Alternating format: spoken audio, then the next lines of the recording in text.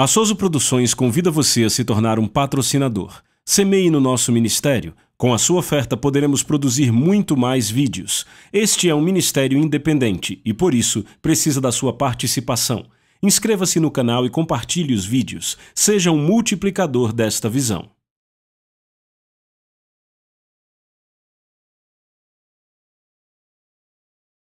Os versículos usados nos vídeos que traduzimos nem sempre correspondem a versões em português. Muitas vezes precisamos traduzir do original em inglês para fazerem sentido no contexto do vídeo.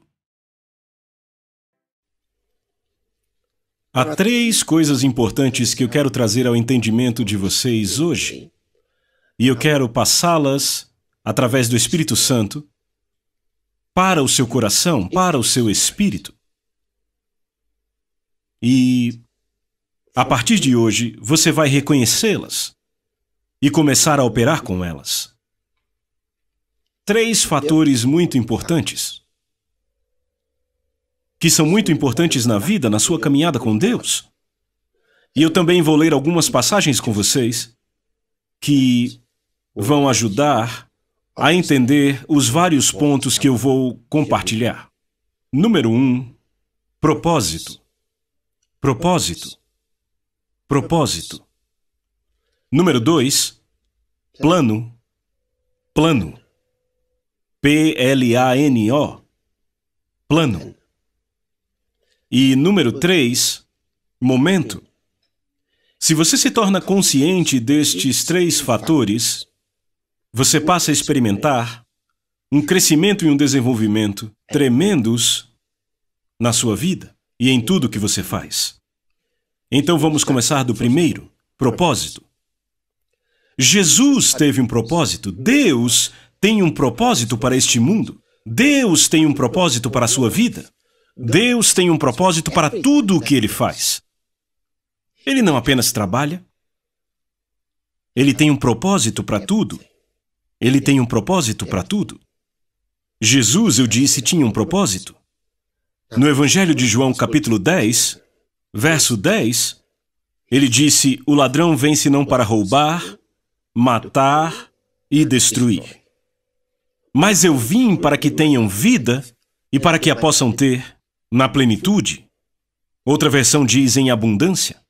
Ele estabeleceu para nós o seu propósito claro. Eu vim para que possam ter vida e para que possam tê-la na plenitude. Então Jesus tinha um propósito na sua vinda. Ele tinha um propósito. Em 1 João, capítulo 3, verso 8, ele diz: para este propósito, o Filho de Deus foi manifesto, para que pudesse destruir as obras do diabo. Ele estabeleceu seu propósito. Vê isso? Por este propósito, o Filho de Deus foi manifesto, para que pudesse destruir as obras do diabo. Então, no Evangelho de Lucas, capítulo 19, verso 10, ele diz: porque o Filho do Homem veio buscar e salvar o perdido. O propósito dele era muito claro.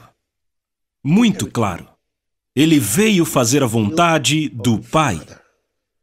Jesus veio para fazer a vontade do Pai. E você lembre disso, você nasceu para um propósito.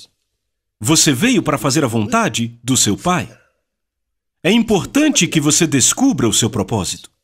Deixa eu ler uma passagem no livro de Atos, capítulo 26. Atos 26, a partir do verso 15. Vocês lembram, na estrada de Damasco, Saulo de Tarso teve um encontro com o Senhor, quando ele viu uma luz brilhando do céu, mais brilhante que o sol do meio-dia, e ele foi derrubado pela glória daquela luz. E o Senhor falou com ele, você lembra? Quando chamou pelo nome: Saulo, Saulo, por que tu me persegues? Lembram disso? A partir do verso 15 aqui, então eu perguntei: quem és tu, Senhor? E ele disse: eu sou o Jesus a quem tu persegues. Mas levanta-te e firma-te sobre teus pés, porque eu te apareci para este propósito. Vê isso? Você não faz nada sem um propósito. Eu te apareci para este propósito, para te constituir ministro e testemunha, tanto das coisas em que me viste, como daquelas pelas quais te aparecerei ainda. Uau! Ele disse, eu apareci para você para te fazer ministro. Foi o que ele disse a Paulo. Um ministro? Para fazer o quê? Veja o verso 18. Para lhes abrires os olhos dos gentios, está no verso 17. Para lhes abrires os olhos e os converteres das trevas para a luz e do poder de Satanás para Deus, para que recebam a remissão de pecados e herança entre os que são santificados pela fé que há em mim. Ele tinha um propósito. Ele disse, eu te apareci para este propósito, para te tornar ministro e testemunha. Eu te apareci para este propósito. Qual é o seu propósito? Você descobriu o seu propósito? Descobriu algo sobre sua vida? Você descobriu o seu propósito para a vida? Você sabe por que nasceu? Você já descobriu? Se você não descobriu, pode fazer isso hoje? Seja ousado com isso e ele te dirá. Vai dizer?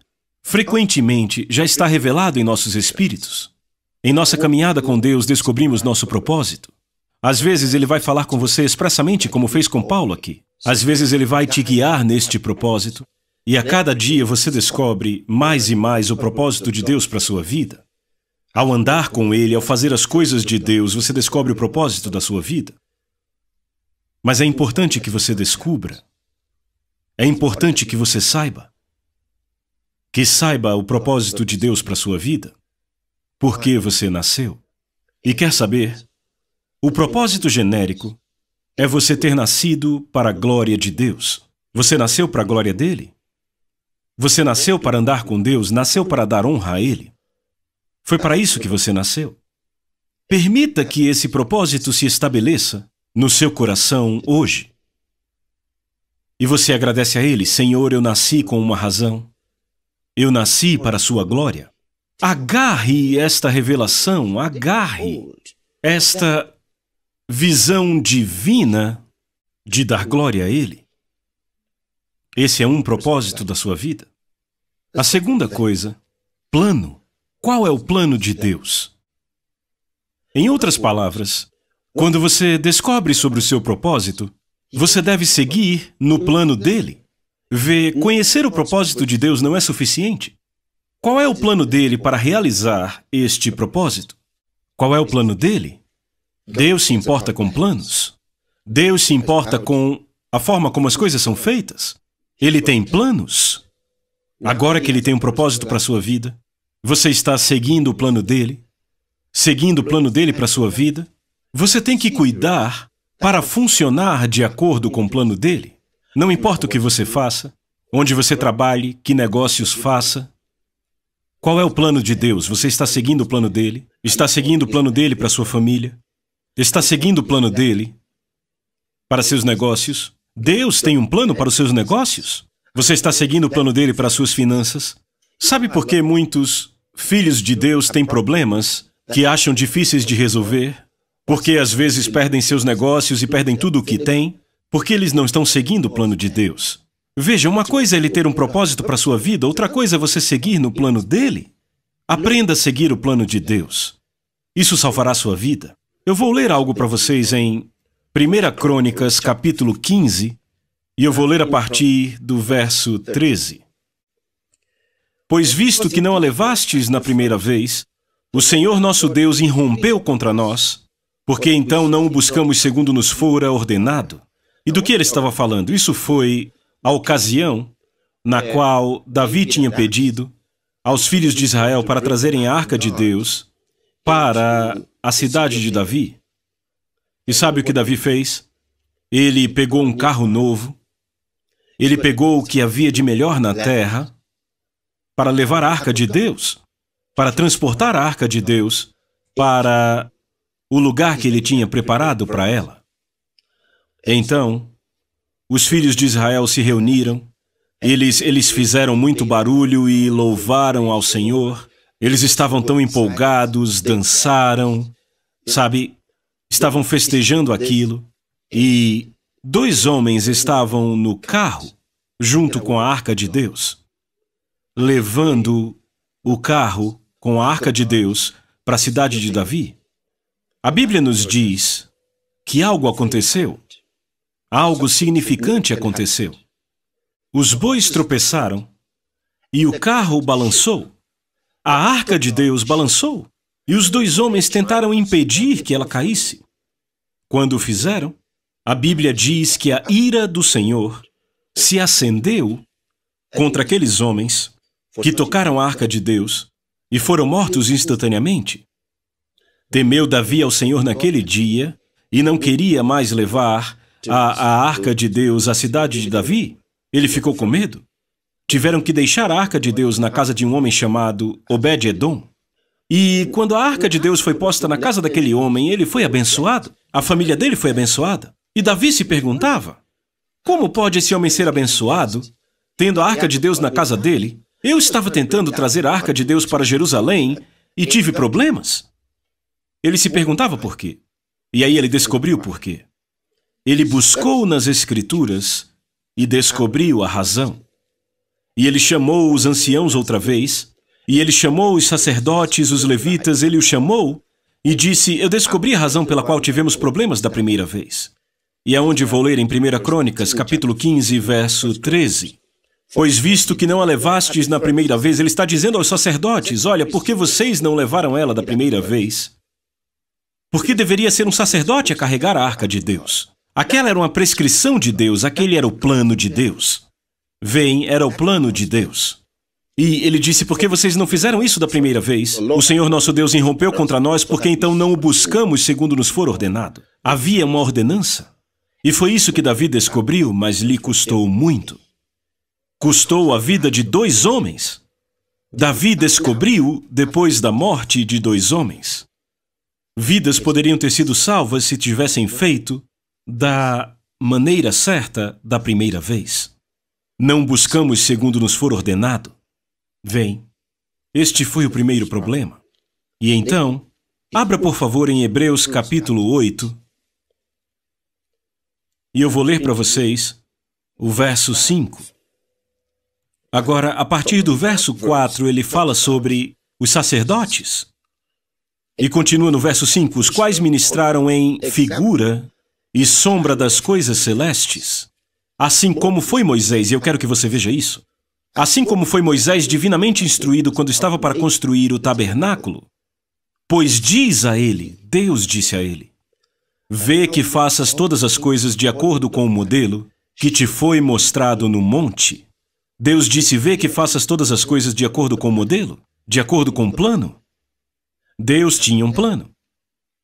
Vem, ele tinha um plano. E ele disse a Moisés, veja para que faça tudo de acordo com o plano. Deus está sempre interessado que você faça as coisas de acordo com o plano. De acordo com o plano. Lembrem, Moisés aprendeu uma lição terrível. Quando ele fez coisas fora do plano de Deus, vá para o livro de Números, Números capítulo 20, a partir do verso 7. Disse o Senhor a Moisés... Eu quero que você acompanhe a leitura com muito cuidado e vamos falar sobre algo. Disse o Senhor a Moisés, toma o bordão, ajunta o povo, tu e Arão teu irmão, e diante dele, falai a rocha diante do povo, e dará a sua água, e tu darás água a eles da rocha, e dareis a beber à congregação e aos seus animais. Então Moisés tomou o bordão de diante do Senhor como lhe tinha ordenado. Moisés e Arão reuniram o povo diante da rocha, e Moisés lhe disse, ouvi agora, rebeldes. Moisés está falando aos filhos de Israel. Ouvi agora, rebeldes. Porventura faremos sair água desta rocha para vós outros? Moisés levantou a mão e feriu a rocha 2 vezes com seu bordão. Ele feriu a rocha 2 vezes.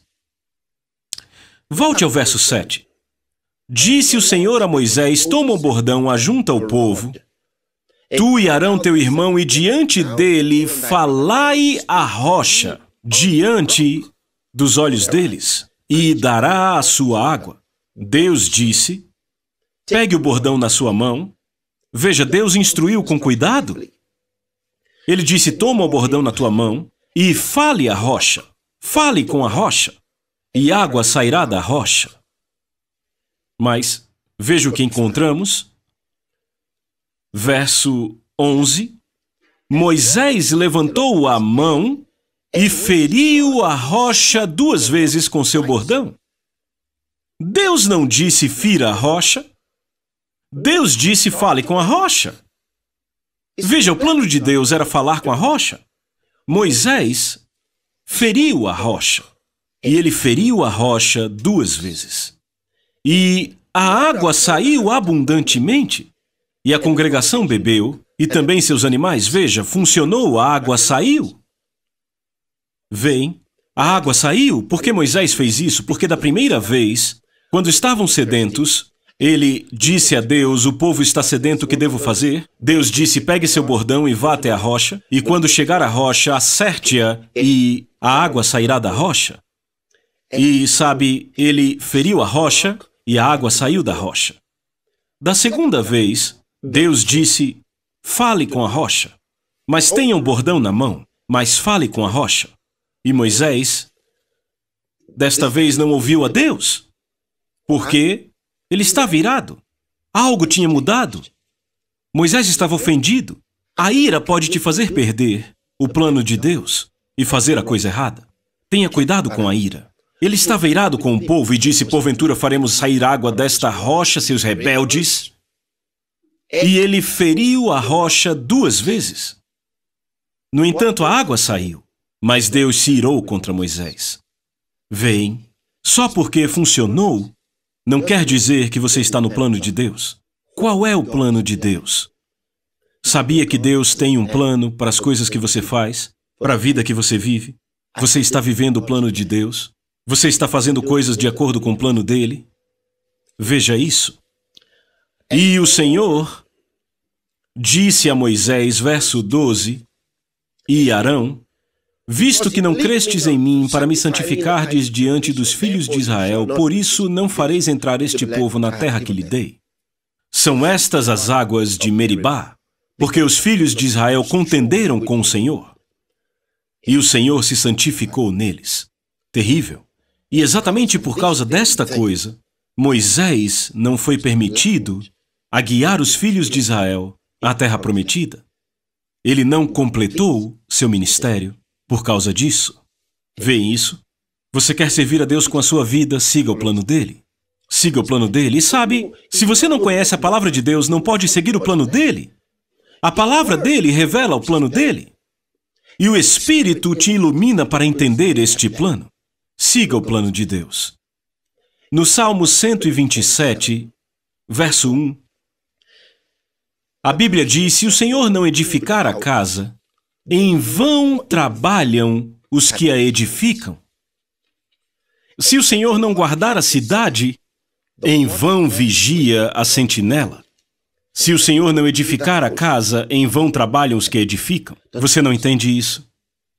Ele não disse que eles não estão construindo, mas edificam em vão. Estão trabalhando, certo, mas trabalham em vão.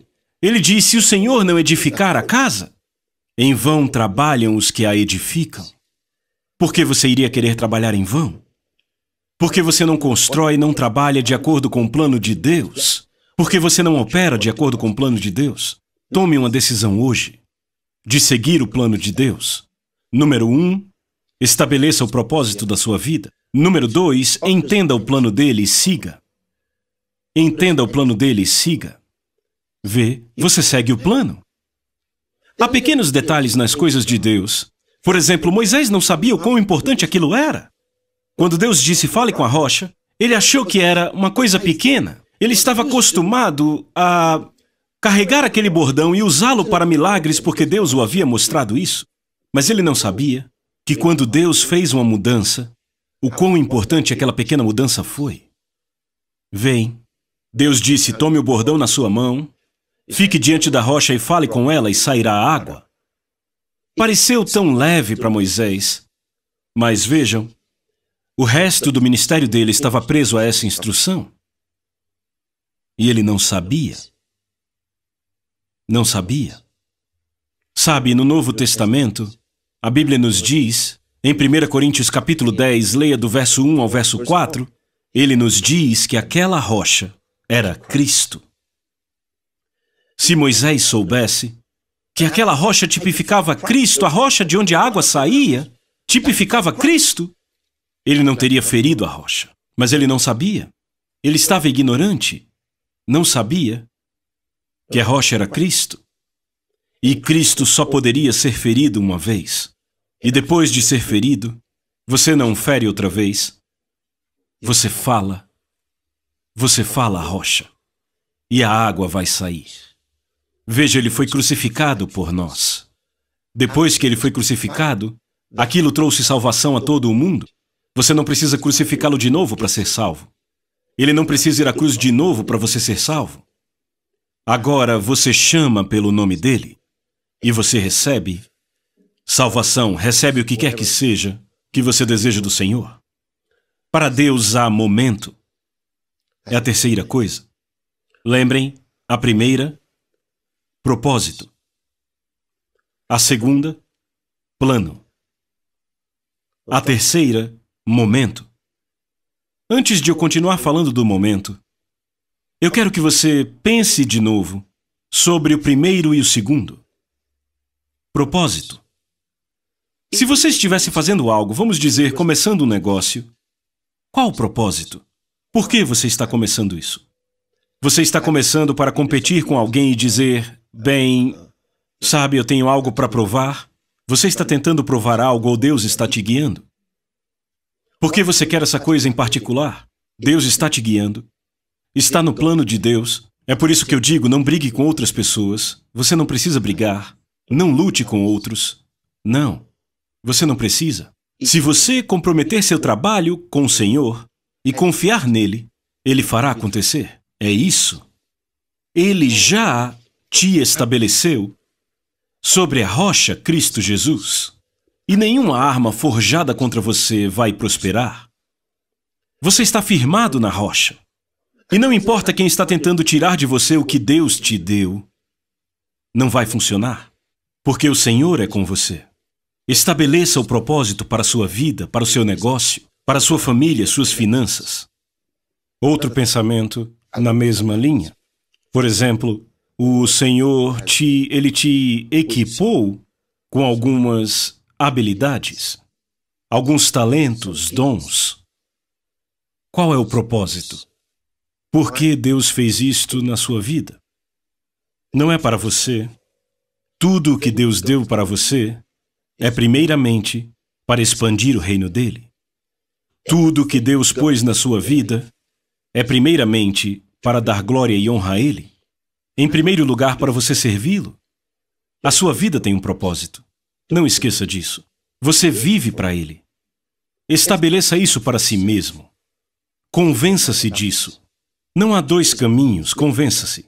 Seja bem definido. Diga para si mesmo, a minha vida tem um propósito. É para a glória de Deus. Deixe que isso se estabeleça no seu ser interior. E então, descubra o plano dele. Opere de acordo com o plano dele. Quanto mais você estuda a palavra, mais descobre o plano de Deus para a sua vida. Mais você entende o plano dele, como ele faz as coisas e como ele quer que você opere. Imagine, ele até nos disse como orar, nos ensinou a orar. Eu quero que você ore de forma precisa. Ele nos disse como estudar as Escrituras, como usar a palavra e ter resultados. Isso também é importante. E ele nos diz coisas que devemos eliminar das nossas vidas: ira, inveja, amargura. Estas são coisas cancerígenas que você nunca deve permitir na sua vida. Você lembra, no Salmo 37 ele diz, não se aborreça por causa dos homens maus. Ele diz, deixa a ira. Às vezes vemos filhos de Deus que ficam muito irados e alguns até pastores e líderes podem se ver nessa situação, ficando mais irados, facilmente ofendidos, porque as coisas não estão indo bem. Não fique impaciente. Não deixe de se irar. Se recomponha. Deixe a ira. Não se aborreça de maneira nenhuma por causa dos homens maus. Esteja firmado na palavra. E alguns irmãos, sabe, você permite a amargura por causa de algo que alguém disse a você, por causa de algo, talvez alguém te machucou. O que quer que seja, você não deve deixar a amargura entrar na sua vida. Ela pode te destruir. Deus não pode funcionar enquanto há amargura em você. A Bíblia diz que nenhuma raiz de amargura brote e cause perturbação, contaminando muitos.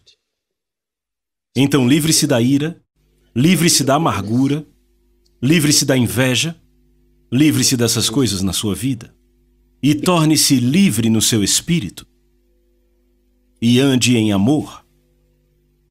Você não ama apenas aqueles que te amam. Você ama aqueles que você acha que estão contra você. E muitas vezes os que você acha que estão contra você não estão. Pode ser por causa do que você ouviu. Às vezes a sua mente imagina todo tipo de coisas. Você fica desconfiado e ofendido. Estas coisas podem destruir a obra de Deus em sua vida. Livre-se delas. Torne-se livre no seu espírito. Torne-se livre no seu espírito. E aí você descobre que o propósito de Deus está operando em sua vida. E você pode operar no plano de Deus e com o plano de Deus. Lembre-se, eu disse de que coisas você deve se livrar se quer operar no plano dele. Porque o plano dele não inclui estas coisas, não inclui essas coisas negativas. O medo também, livre-se do medo.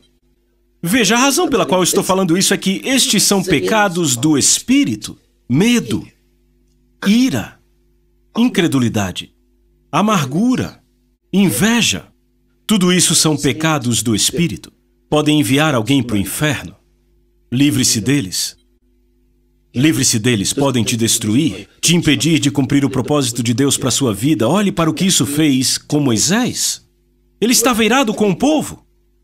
E por causa disso, não pôde guiar os filhos de Israel à terra prometida. A unção de Deus pode se retirar da sua vida por causa da ira.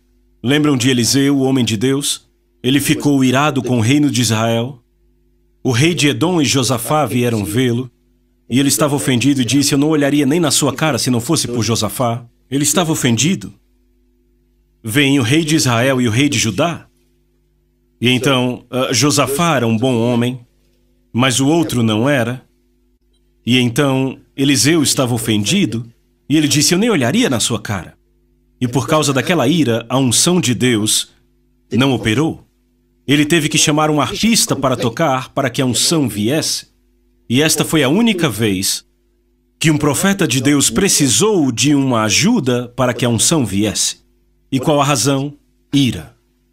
A ira parou o fluir da unção na vida dele. Não deixe que essas coisas destruam sua vida. Livre-se delas, não vão funcionar com o plano de Deus. Agora, a terceira coisa da qual falei é momento.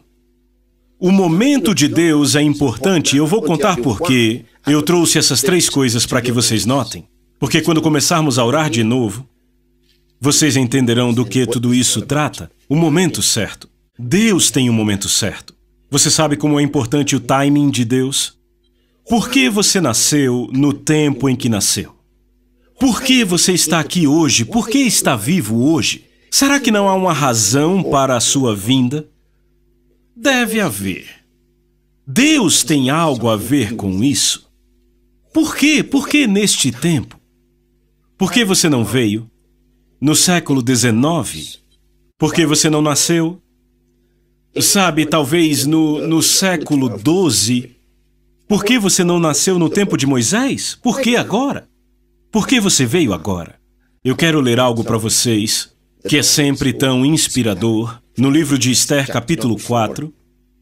Livro de Esther, capítulo 4. Você lembra que os filhos de Israel estavam com problemas? Eles estavam diante de uma previsão terrível, porque havia um homem que os odiava e aquele homem alcançou um alto lugar. O rei havia honrado o homem. Amã era o nome dele. E Amã odiava os judeus. E agora ele tinha grande poder político para conseguir destruí-los. E ele queria destruí-los. Mas Esther, que era dos judeus, havia casado com o rei. E ela tinha uma vida ótima no palácio. E Mordecai, o tio dela, tinha ido vê-la e disse: por favor, você está no palácio do rei. Por favor, fale com o rei em nosso favor. Amã quer destruir todos nós. E ela disse: ei, você sabe que eu não posso simplesmente ir na presença do rei. Essas coisas têm os seus próprios arranjos, elas têm um protocolo, eu não posso ir agora. E então, Mordecai enviou uma mensagem, e é o que eu quero ler. Muito, muito instrutiva. A partir do verso 13, então Mordecai mandou dizer a Esther: não imagines que por estares na casa do rei, só tu escaparás entre todos os judeus.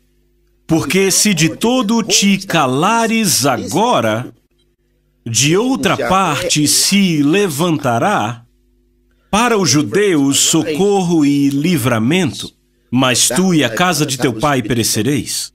Ouçam com atenção agora.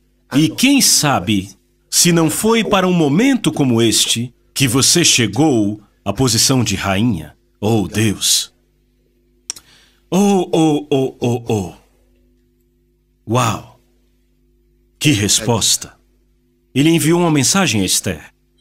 Ele disse: não ache que porque você está no palácio do rei, você escapará e não o resto dos judeus. Ele disse: se você não agir agora, se você não fizer algo agora, a ajuda virá de outro lugar. Eu quero que você entenda isso. Quem Deus quer ajudar, certifique-se que você ajudará. Talvez você seja Esther que Deus colocou no governo. Talvez você seja Esther que Deus pôs numa posição estratégica. E você acaba sabendo de algumas questões onde o povo de Deus pode ser ajudado. Talvez pode até ser o ministério. Há situações onde alguns filhos de Deus, ou alguém, um filho de Deus precisa de ajuda. Ou talvez o ministério precise de intervenção de alguém que está numa posição poderosa para ajudar. Eu me pergunto se você ajudaria no momento da necessidade. Isso é com o seu coração, mas aqui foi o que Mordecai disse a ela. Quem sabe, talvez você tenha chegado à realeza para um momento como este. Talvez Deus te pôs aí porque Ele sabia que o momento do problema chegaria. E você seria aquela na posição para ajudar. Há um tempo determinado. E talvez esse tempo é onde você está agora. Em que tempo você está vivendo? Quem sabe se você não chegou à realeza para um momento como este. Para um momento como este. Para um momento como este. Talvez você seja a voz de socorro para um momento como este. Talvez você seja a resposta para um momento como este. Pergunte-se: Senhor, por que eu estou nessa posição? Deve ser para a sua glória. Porque eu estou aqui nesse momento, deve ser para a sua glória. E há algo que o Espírito de Deus quer que eu diga aqui. Lembre-se, o que quer que o Senhor esteja te ensinando, ao que quer que o Senhor tenha te exposto, o que quer que Ele tenha te ajudado a saber, quaisquer que sejam os dons e habilidades que Ele te deu, use-os para o ministério, para o avanço do Evangelho. Encontre a oportunidade para usar as habilidades que Deus te deu para fazer avançar a obra do ministério. Não esconda o que você sabe, não esconda suas habilidades, não esconda seus talentos, não esconda as oportunidades que Deus te deu. Pergunte a si mesmo. Ore também: Senhor, o que eu posso fazer pelo ministério? Como eu posso contribuir? Você pode contribuir. Você pode contribuir. Veja, muitas vezes, quando falamos sobre dar ao ministério, não é só em termos de dinheiro. E muitos de vocês realmente dão dinheiro. Eu realmente aprecio isso e o Senhor continua te abençoando. Mas há mais. Há habilidades que você tem. Há coisas que Deus te deu a oportunidade de saber. E às vezes precisamos disso no ministério. Encontre-se. Torne-se disponível. Traga o que o Senhor te ensinou. E vamos fazer avançar a obra. Talvez a gente nem saiba que você está aí. Talvez nem saibamos o que você pode fazer. Quem sabe você veio ao reino para um momento como este. Salmo 102.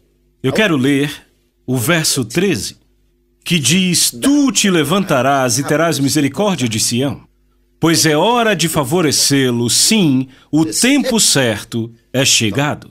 Veja o que é o momento certo para Deus. O tempo certo, o tempo para favorecer, o momento definido é chegado. O tempo certo.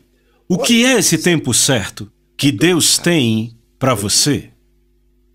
Para o que Ele quer fazer, há um tempo definido. O propósito de Deus, o plano de Deus, o tempo certo de Deus. O que é o tempo certo? O que é o tempo certo? Tu te levantarás e terás misericórdia de Sião, pois é hora de favorecê-lo, sim, o tempo certo é chegado. Oh, eu não sei o que está acontecendo, onde você está agora. Talvez toda a igreja. Este é o seu tempo certo. Este é o seu tempo certo, o Espírito Santo está ministrando. Por que você está ouvindo o que tem ouvido? Ouça! Por que será que o Espírito Santo te trouxe uma mensagem especial nestes últimos dias? Por quê? Porque há um tempo certo, e este é o seu tempo certo. E o tempo do favor chegou para você. Este é o seu tempo certo com o Espírito de Deus, e a unção está sobre você. A unção sobre você. Agradeça a Ele, porque a unção está sobre você operando agora. Oh, glória a Deus! E talvez você ainda não tenha entregue sua vida a Cristo. Sabe? Não deixe isso para depois, pois esse tempo certo que só Deus tem para você, é hoje. A Soso Produções convida você a se tornar um patrocinador. Semeie no nosso ministério. Com a sua oferta poderemos produzir muito mais vídeos. Este é um ministério independente e, por isso, precisa da sua participação. Inscreva-se no canal e compartilhe os vídeos. Seja um multiplicador desta visão.